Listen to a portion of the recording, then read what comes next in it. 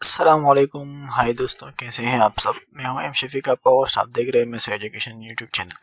दोस्तों, आज की हम फोटोशॉप में एडवांस कुछ विक्टर बनाएंगे। एक विक्टर मुझे पसंद आया था किसी जगह, उसी को देखकर मैंने एक विक्टर डिज़ाइन की है। इंशाल्लाह बहुत ही ज़्यादा ज़बरदस्त होगा, आप लोगों को पसंद आएगा। तो चलिए देखते हैं इस किस्म का विक्टर कैसे बनते हैं।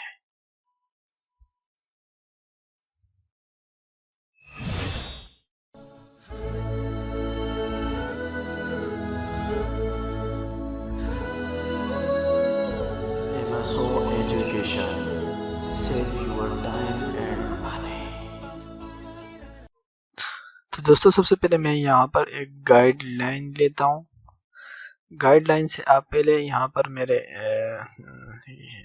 कुछ देख सकते हैं इसी तरह के कुछ स्केल से आए हुए हैं। ये अपने कीबोर्ड से कंट्रोल आर प्रेस करेंगे तो ये आ जाएंगे। मैं अपनी मर्जी से कोई गाइडलाइन करता हूँ, फिर मैं यहाँ से एक पेन टूल लूँगा। उस पेन टूल की मदद से मैं यहाँ पर एक विक्टर बनाने की कोशिश करता हूँ। लेकिन ये बात याद रखें कि मैंने जैसे ब्लैंक एक न्यू लेयर लिया लेयर पैनल में, फिर उसके बाद मैंने यहाँ पर एक पेन टूल की मदद से वेक्टर ड्रॉ करना शुरू कर दिया। तो आप भी जो भी वेक्टर आप या जो भी आप ड्रॉ करेंगे कुछ भी, तो इसके लिए आपको न्यू लेयर लेना ज़रूरी होगा ताकि बाद में आपको मसाइल ना हो। देखिए, मैं अपने हिसाब से इसको रिसाइज करने लगा हूँ। दूसरी बात, अगर आपने जैसे मैं ये बात भी याद रखना है कि पेन टूल लेते वक्त ऊपर आपने इसके प्रॉपर्टी बार में पेज पे आपने पाथ जो होता है उसको आपने सेलेक्ट करना है। जैसे मैं यहाँ पर पाथ में आ गया, उसको कॉपी भी किया, सेव भी किया। लेकिन अभी यहाँ पर इसको समझाने की ज़रूरत नहीं है। अगर आपने हमारा पाथ वाला या टूल्स पेन टूल वाला क्लास नहीं देखा तो पूरा आई के बटन पर क्लिक करके आप वो क्लास देख सकते हैं। अब यहाँ पर मैं एक ग्रेडियंट्स फिल करता हूँ। ये देखें, मैं ग्रेडियंट्स है उसको मैंने फिल किया। ग्रे कलर का ग्रेडियंट्स में यहाँ पर फिल करता हूँ। और दूसरी बात यह है कि ग्रेडियंट्स की क्लास भी अगर आपने अभी तक नहीं देखी मेरी, तो ऊपर आई के बटन पर क्लिक करके ग्रेडियंट की क्लास भी आप देख सकते हैं। तो ये ग्रे कलर का ग्रेडियंट मैंने फिल किया।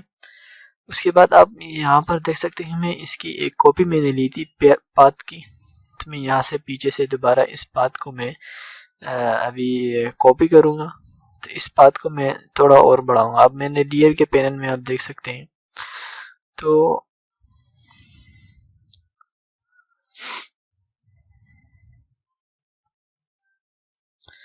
इसको सेलेक्ट करता हूँ यहाँ से पाथ को दोबारा।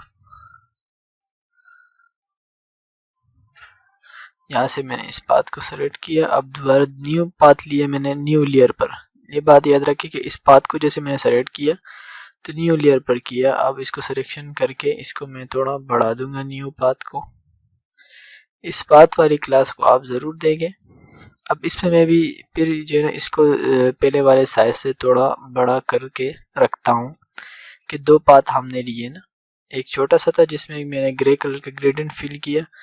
अब इस वाले ग्रेडियंट्स, अब इसको सेलेक्ट करने के लिए पाथ बनाने के बाद इसको कंट्रोल एंटर प्रेस करेंगे तो ये सिलेक्शन बन जाएगा। उसके बाद मैं ग्रेडियंट फिल करता हूँ पर्पल कलर का।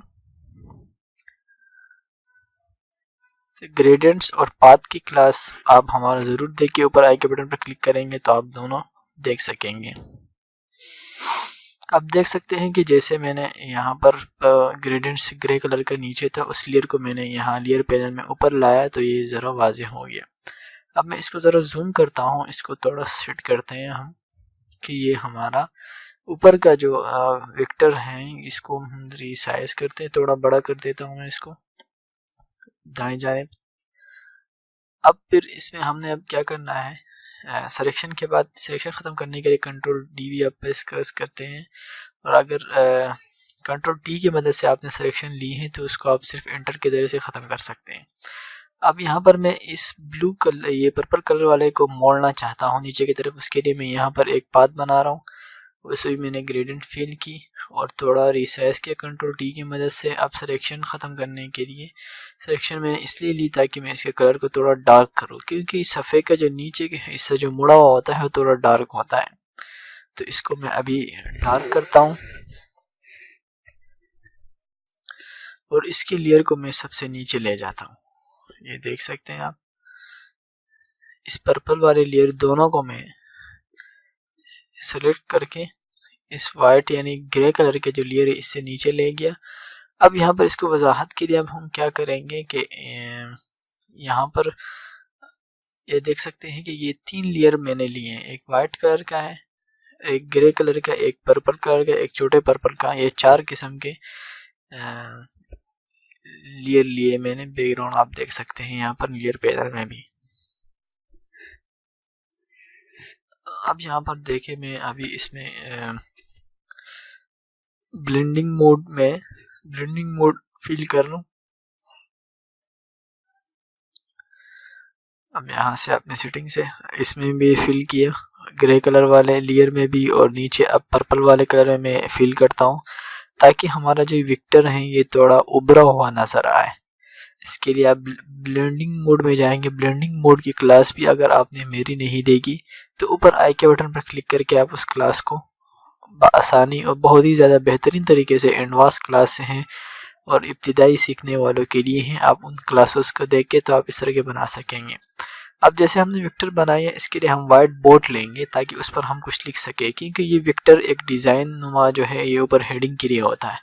तो मैंने न्यू लेयर लेने के बाद इसमें यहाँ पर पेज को सेलेक्ट किया, सिलेक्शन की, और उसके बाद मैंने यहाँ पर वाइट कलर फिल किया। वाइट कलर के फिल करने के बाद इस लेयर को मैं नीचे ले जाता हूँ, लेकिन ये याद रखिए इसमें पर्पल कलर के 2 लेयर जो थे उसमें बड़े वाले लेयर नहीं, छोटे वाला जो लेयर मुड़ा हुआ है उससे ऊपर रखना है मैंने। अब इसमें भी मैं ब्लेंडिंग मोड फील करता हूँ, लेकिन इस तरीके से फील करना है कि जो ऊपर जो पर्पल कलर है सिर्फ वहाँ पर हमारा ब्लेंडिंग मोड जाए, यानी सिर्फ वहाँ पे उठा हुआ नज़र आए, बाकी जगहों पे उठा हुआ नज़र ना आए, ताकि हमारा डिज़ाइन कुछ अजीब सा न लगे बल्कि खूबसूरती से लगने लगे। जैसे आप देख सकते हैं मेरा विक्टर बन चुका है। अब मैं इस पर कुछ टेक्स्ट लिखता हूँ। टेक्स्ट को कंट्रोल टी की मदद से मैं सेलेक्ट करता हूँ, फिर इसको जो है ना मैं घुमा सकता हूँ, रोटेट कर लिया। अब साइज फ़ॉन्ट देख रहा हूँ, अच्छा सा फ़ॉन्ट ये।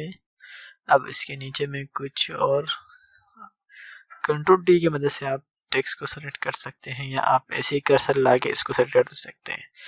टेक्स्ट लिखने के लिए आपको न्यू लेयर लेने की ज़रूरत नहीं पड़ती, ये ऑटोमेटिकली न्यू लेयर बना लेता है। ये फोटोशॉप CS6 या CC में ये खासियत है।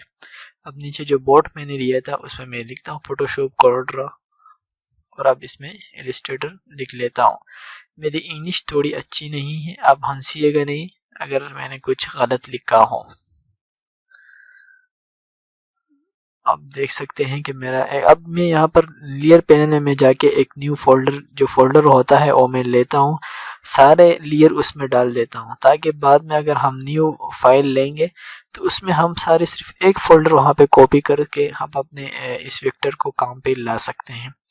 जैसे मैं यहाँ पर एक न्यू पेज लेता हूँ, साइज दिया, और यहाँ पर इसके रेजोल्यूशन चूँकि मैंने 72 ली थी पहले, तो जिसकी वजह से हमारा साइज बहुत छोटा था। अब मैं इसके रेजोल्यूशन को बढ़ा देता हूँ और ओके प्रेस करके ये मैंने एक पेज लिए। पिछले वाले पेज से मैं इस वेक्टर को, जो फोल्डर मैंने लिया था, आप देखें एक सेट बनाया था, उस सेट को मैं यहाँ पर लाके यहाँ पर पेस्ट करके कंट्रोल डी की मदद से इसको रिसाइज करके बड़ा कर देता हूँ। तो आप देख सकते हैं दोस्तों माशाल्लाह बड़ा खूबसूरत सा एक वेक्टर बनकर आ गया है। अब इसी को आप अगर आप बनाना चाहें तो बना सकते हैं, नहीं तो यही वेक्टर मैं ओरिजिनल फाइल में नीचे डाउनलोडिंग लिंक दूंगा। अगर किसी को डाउनलोडिंग लिंक नज़र ना आए तो प्लीज़ कमेंट ज़रूर करें ताकि मैं उसको डाउनलोड का ऑप्शन दे सकूँ। Thank you for watching.